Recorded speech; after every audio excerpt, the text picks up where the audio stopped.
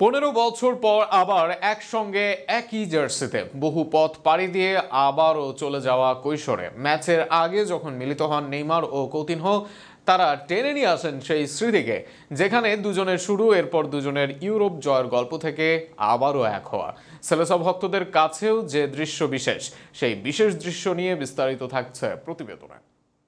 আবার দেখা হলে মিলিয়ে নিও মনের ছবি, শুনেছি বদলে গেছে, জানি বদলায়নি বুকের খাঁচায় উদাস নীলাভ পাখি। কাকতালের এই গানের মতোই কি জীবন? হয়তোবা নয়, তবে 15 বছর পর দেখা হয়ে মনের ছবি মিলিয়ে নিলেন নেইমার ও কৌতিনহো।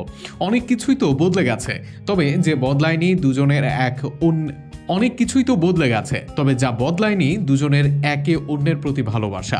ব্রাজিলিয়ান লিগ সিরি আতে সর্বশেষ ম্যাচে মুখোমুখি হয় সান্তোস ও ভাস্কো দা গামা।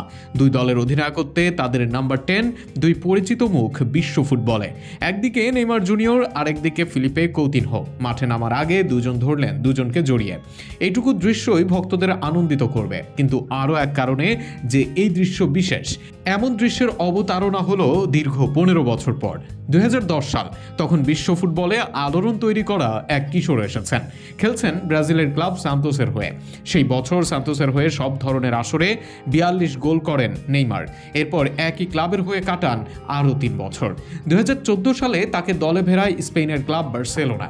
মেসি সুয়ারেজদের সঙ্গে কয়েক বছর থাকার পর রেকর্ড ট্রান্সফার গড়ে যান পিএসজিতে, যে ক্লাবটিতে কাটান 6 মৌসুম। এরপর কাগজে কলমে আল হিলালে 2 মৌসুম কাটিয়ে আসেন ব্রাজিলে, ফেরেন ছোটবেলার ক্লাব সান্তোসে। সেখানেই বর্তমানে আছেন নেইমার। অপরদিকে 2010 সালে 17 বছরের কৌতিনহো খেলেন ভাস্কো দা গামায়। এরপর তার খেলায় মুগ্ধ হয়ে তাকে কিনে নেয় ইন্টার মিলান। সেখানে কাটান 3 মৌসুম। 1 মৌসুম লোনে খেলেন স্প্যানিওলে, তবে খুব বেশি সুযোগ না মেলায় চলে আসেন লিভারপুলে। সেখান থেকেই করেন ইতিহাসের শুরু। এরপর পুলের হয়ে 6 মৌসুম খেলেন, যতদিনে তাকে না কিনে নেয় বার্সেলোনা থেকে লোনে খেলেন বায়ার্ন মিউনিখে। এরপর অ্যাস্টন ভিলা, আল দুহাইল হয়ে আবারও গত মৌসুমে ফেরেন শৈশবের ক্লাব ভাস্কো দা গামায়। 2010 সালে প্রথম মুখোমুখি লড়াইয়ে নামেন নেইমার ও কৌতিনহো। সেদিন ভাস্কো দা গামার জার্সি গায়ে কৌতিনহো, আর সান্তোসের হয়ে মাঠে নামেন নেইমার। 15 বছর পর আবারও একই জার্সিতে একই দিনে মাঠে নামলেন দুজন।